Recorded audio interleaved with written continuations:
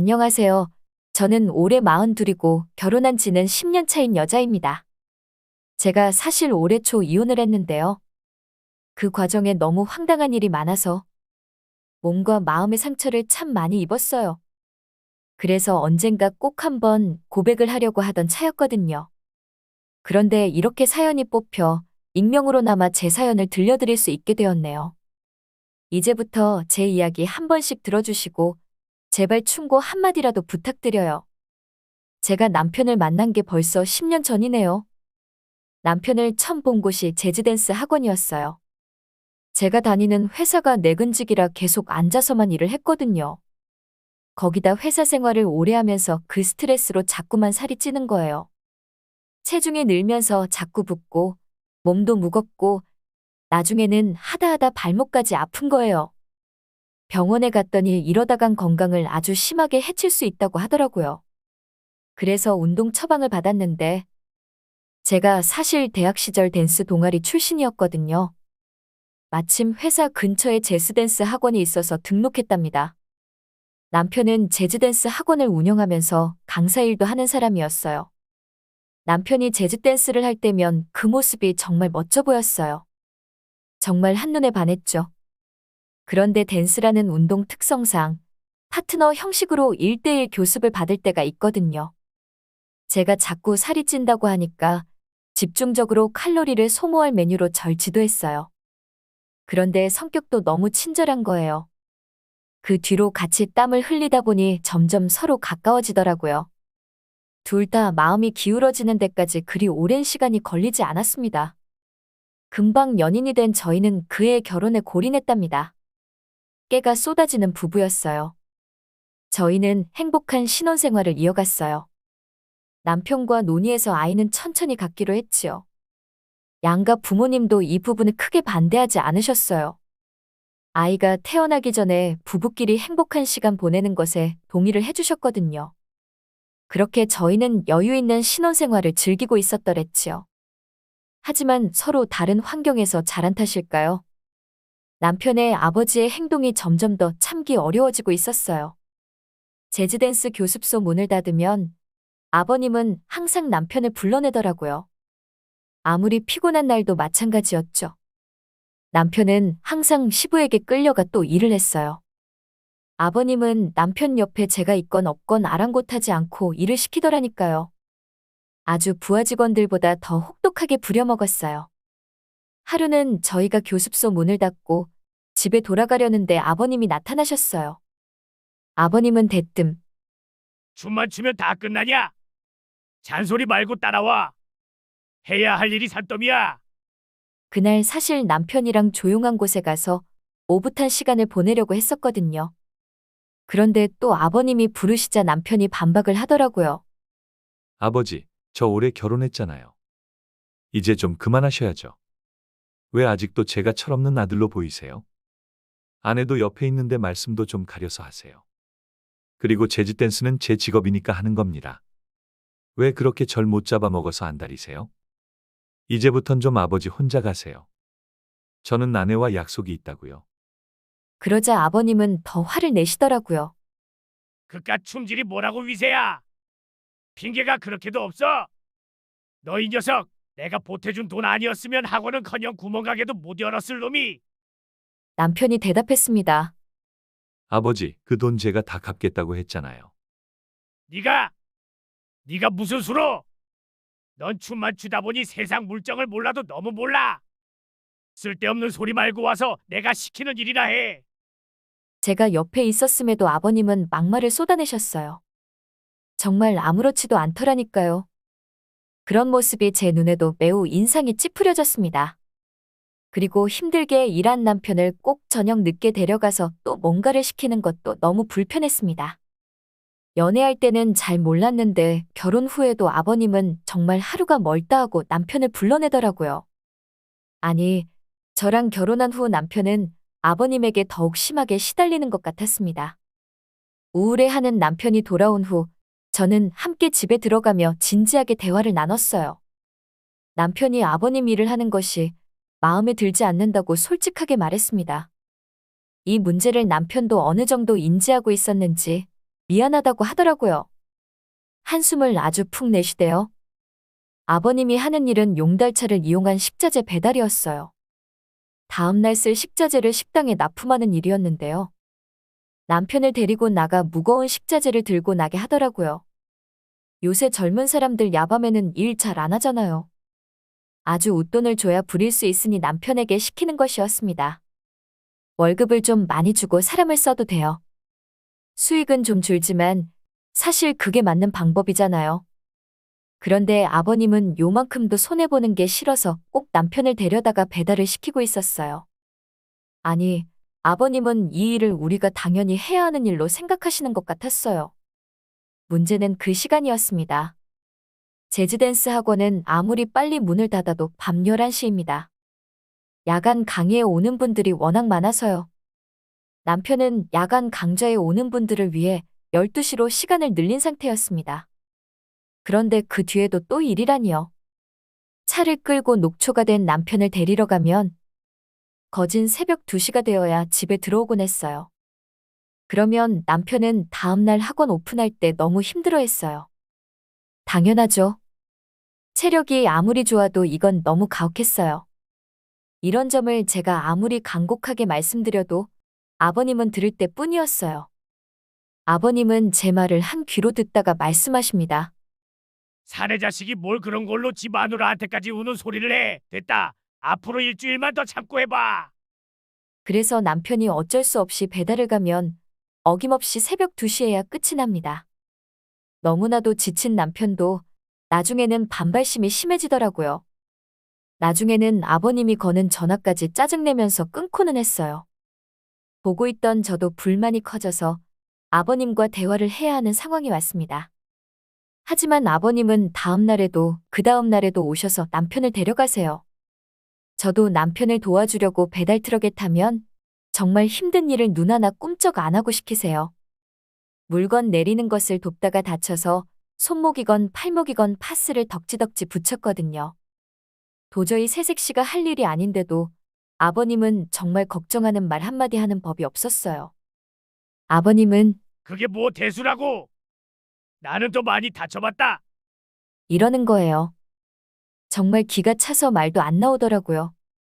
그래서 어느 날 아버님의 부탁을 무시하고 남편과 집으로 향했어요. 그런데 놀라지 마세요. 아버님이 저희 집 앞에서 기다리고 계시더라고요. 눈에 쌍심지를 켠 채 저에게는 집으로 들어가라고 하셨죠.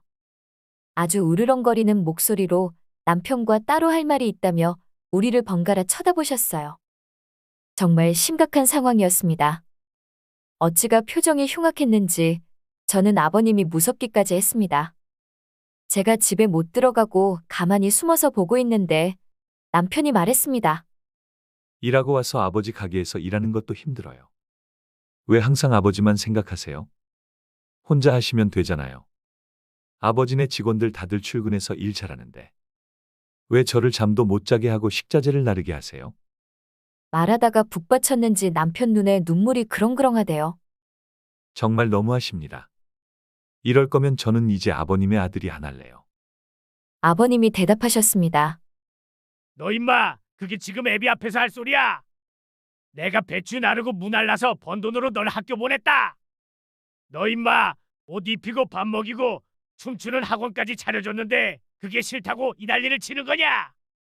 내가 너너 부르자 노릇하라고 돈 썼는 줄 알아? 막말로 나도 일하는 게 좋아서 이런 줄 알아?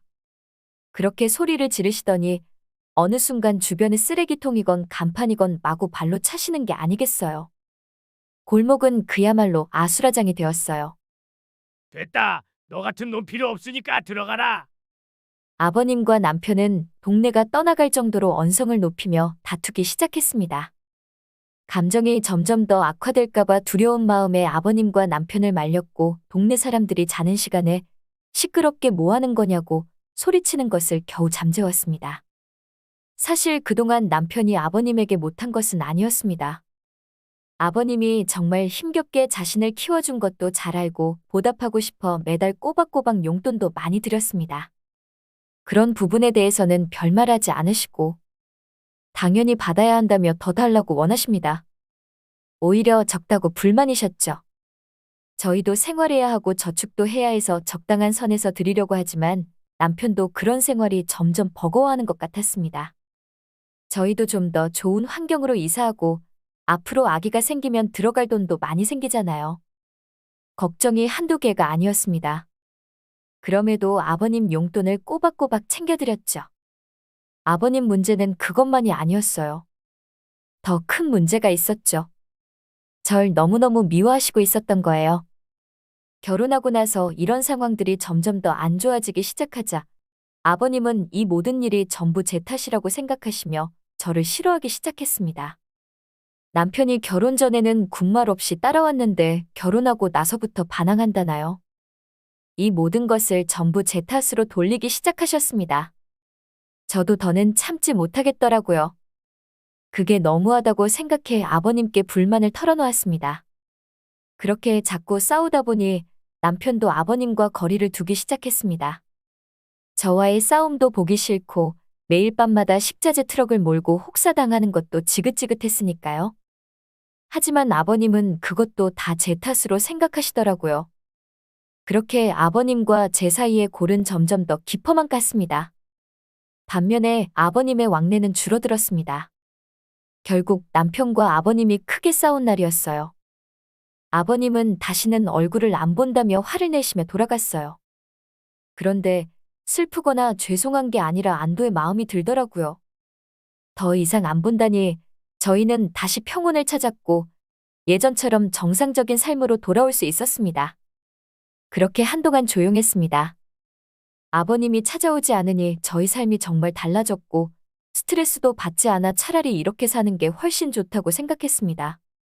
그렇게 몇 달이 흘렀고 바쁜 날들을 보내고 있었습니다. 퇴근하고 남편의 재즈댄스 학원으로 향했는데 아버님의 차가 학원 앞에 주차되어 있더군요. 또 무슨 일이 생긴 줄 알고 급히 차에서 내려 안으로 들어갔습니다. 하지만 교습소 안으로 천천히 걸어 들어가며 들려오는 엄청난 소음에 제 심장은 요동치기 시작했습니다. 그리고 교습소의 문을 열었을 때 그 자리에서 털썩 주저앉고 말았습니다. 교습소는 연습하는 분들이 언제든 동작을 확인할 수 있게 벽을 죄다 거울로 꾸미거든요. 그런데 아버님이 술에 취한 채 야구방망이로 교습소의 모든 거울을 죄다 깨버리시는 거예요. 유리 조각이 사방팔방으로 날아다니고 교습소 안은 정말 아수라장이 따로 없었습니다. 남편은 멍하니 선 채 아버님의 그 폐악질을 그냥 바라만 보고 있었습니다. 그 모습에 다급히 달려가 말려야 한다고 생각하며 남편의 팔을 잡고 이끌었지만 남편은 넋이 나간 듯한 표정을 짓고 있었습니다. 이 상황이 정말 잘못됐다고 느껴 아버님께 달려가 소리쳤습니다. 아버님, 이게 무슨 짓이세요? 왜 여기 있는 기구들을 모두 부수시는 거예요? 남편이 이 학원에 얼마나 많은 시간과 노력을 들였는데 이렇게 행동하시면 저희를 더 이상 보지 않으시겠다는 건가요? 그런데 아버님은 네가 뭘 안다고 그러냐며 이 학원은 전부 다 내가 사준 거라며 마구 소리를 지르셨어요. 그러면서 두 부부가 나한테 이런 식으로 대하는 것이 못돼 먹은 놈들이라고 고래고래 소리를 치더라니까요. 아버님은 쉴 새 없이 야구방망이를 휘두르면서 대드는 며느리는 원래 이렇게 해야 버릇을 고친다고 하는 거예요. 전 기가 차서 아무 말도 못했어요. 그러니까 아버님은 또 지금 나한테 반항하느라 대답도 안 한다며 네가 아내로서 중간에서 역할을 잘했어야 하는데 그걸 못했다고 그러는 것이었어요. 더 참지 못한 제가 아버님 아들이 본업에 지장까지 받으면서 고생하며 아버님을 돕고 있는데 아내인 제가 어떻게 해야 중간 역할을 잘하는 것이냐며 따져 물었죠. 아버님은 순간 할 말이 없으셨는지 얼굴이 불그락푸르락해졌어요. 아버님의 말씀에 순종하고 무조건 따라야 하나요? 무조건 새벽 2시까지 트럭 몰며 일하고 다음날 9시에 댄스학원 오픈하고 다음날 또 새벽 2시까지 일하고 그렇게 해서 아버님께 남는 게 뭐예요? 왜 그렇게까지 아들을 혹사시켜야 하나요? 솔직히 아버님은 새벽까지 일하시고 나면 그 다음날에는 오전 내내 주무시잖아요. 오전 일은 죄다 직원들한테 맡기고는 오후에 겨우 출근하시면서 남편을 그렇게 몰아붙이는 게 도대체 왜 그러시는 건데요? 어떻게 자식이 고생하는 모습이 눈에 들어오지도 않으세요? 저는 아버님에게 차라리 댄스 학원을 우리끼리 차리겠다고 쏘아붙이고는 남편의 팔을 붙잡고 학원을 나왔어요. 남편은 정신적으로 큰 충격을 받은 듯 멍한 상태였고 그 모습이 안쓰럽고 가슴이 아파서 눈물이 날 지경이었습니다. 도저히 남편이 운전대를 잡을 수 없는 상태였기에 제가 대신 운전해 집으로 돌아왔습니다. 그제야 남편은 아버님의 행동에 대해 오열하기 시작했습니다. 분노가 가득한 얼굴로 무슨 일이라도 벌어질 것만 같은 모습을 보이자 저는 남편을 진정시켰고 우리는 조용히 지내기로 했습니다. 이 문제에 대해 시어머니와도 대화를 나눴지만 별다른 조언은 없었습니다. 저희가 피하는 게 최선이라는 말만 하실 뿐이었어요. 그렇게 저희는 다른 곳으로 이사를 갔고 그곳에서 지금껏 모은 돈과 친정집의 도움으로 작은 댄스 학원을 차릴 수 있었습니다. 전에 운영하던 댄스 학원은 오랜 기간 동안 하면서 주변에 좋은 평판과 단골들로 인해 교습생들이 끊이질 않았어요. 하지만 새로 시작한 곳은 처음부터 다시 시작해야 했습니다.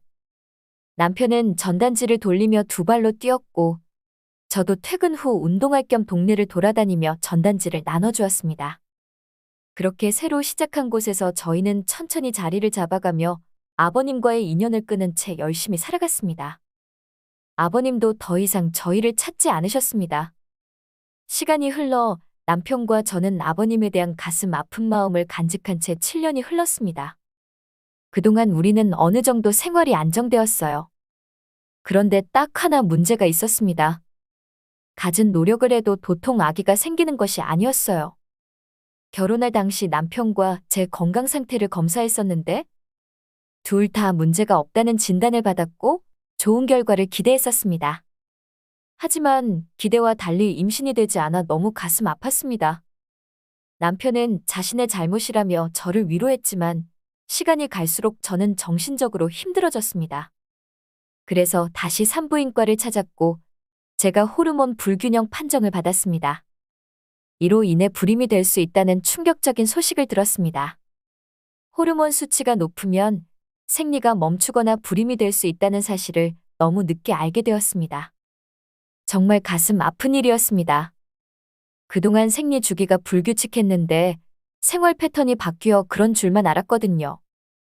하지만 몸의 회복은 좀처럼 이루어지지 않았고 결국 9회의 결혼 생활 동안 단 한 번의 임신도 되지 않아요. 이러한 불행 속에 경기도 안 좋아져 댄스 학원 손님이 줄어들었고 결국 폐업까지 하고 말았지요. 저는 그 스트레스로 인해 점점 더 몸이 망가지고 있었어요. 생활이 어려우면 다툼도 늘어나더군요.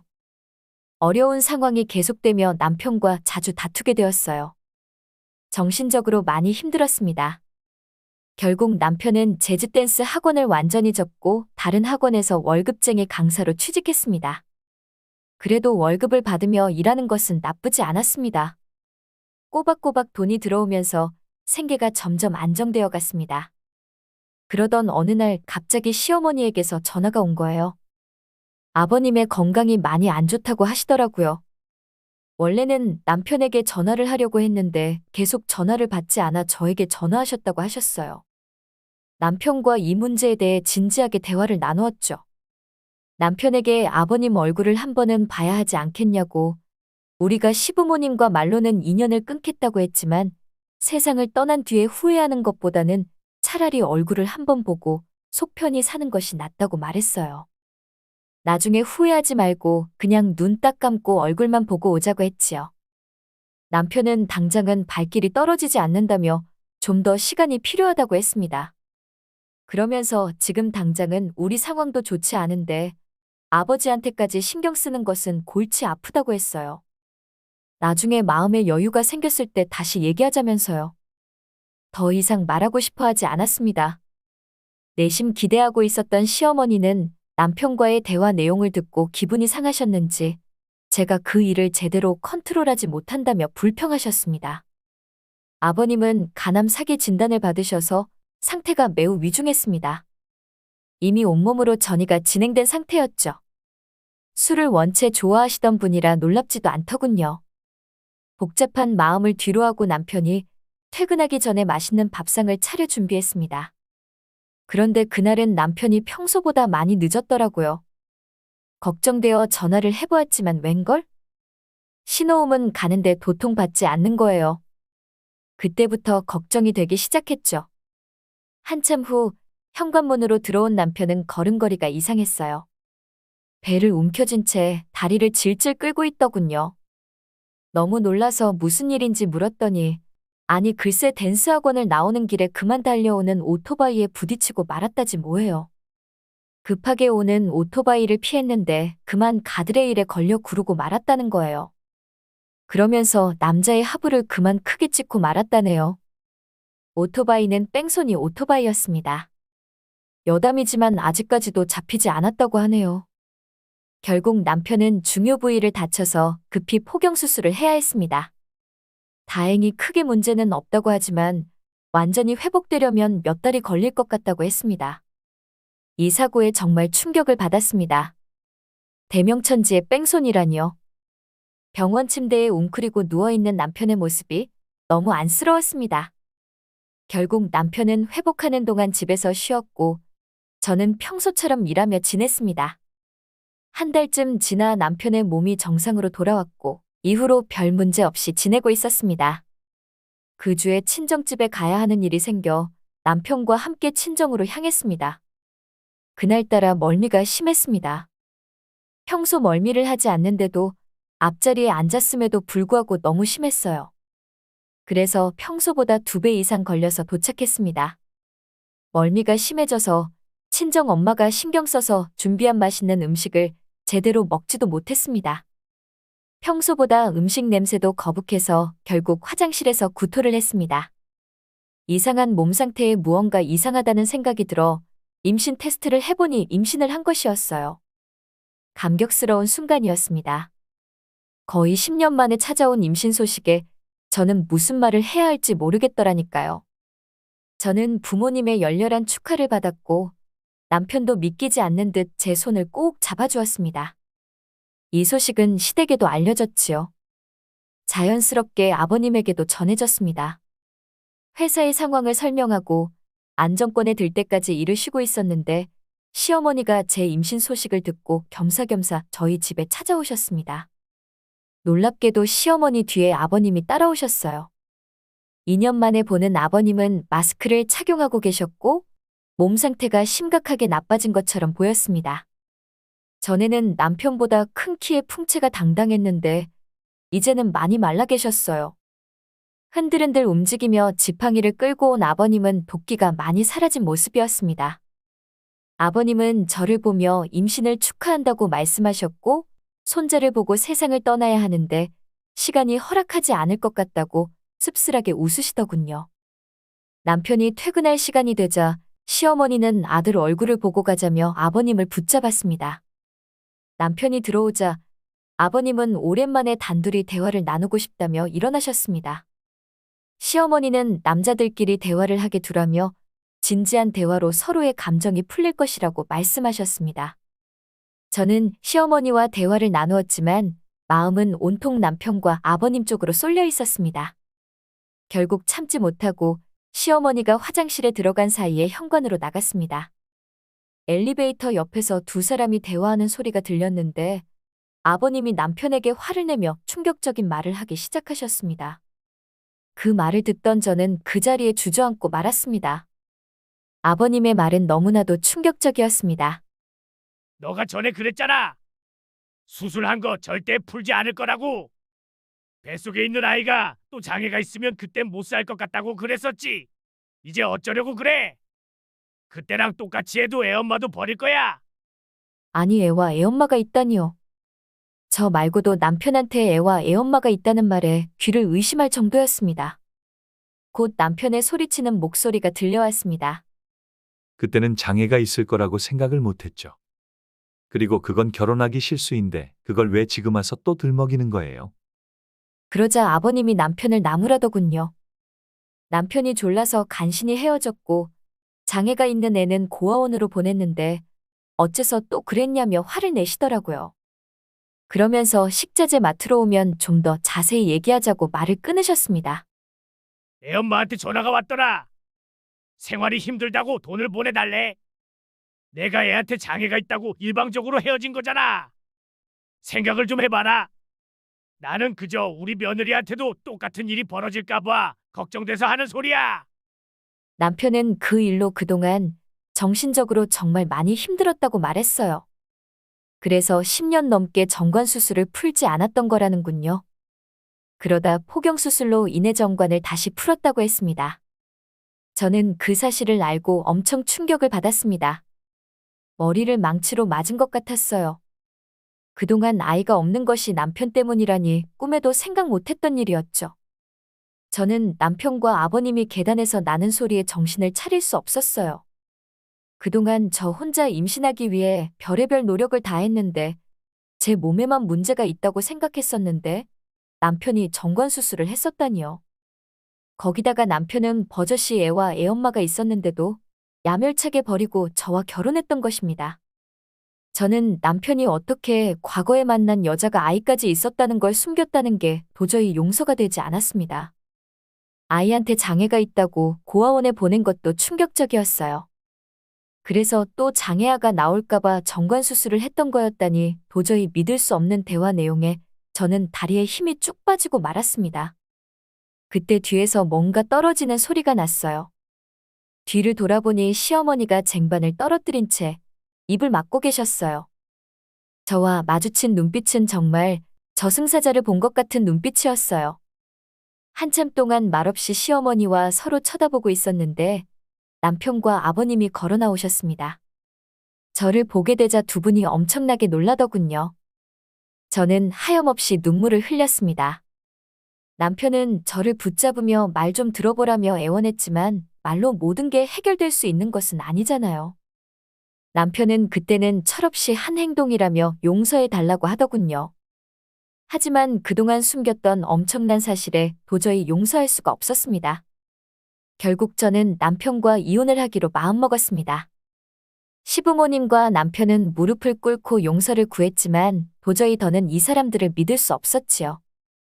이혼을 준비하는 동안 제 뱃속의 아이는 점점 자라났고 출산 후 아이의 상태를 확인했습니다.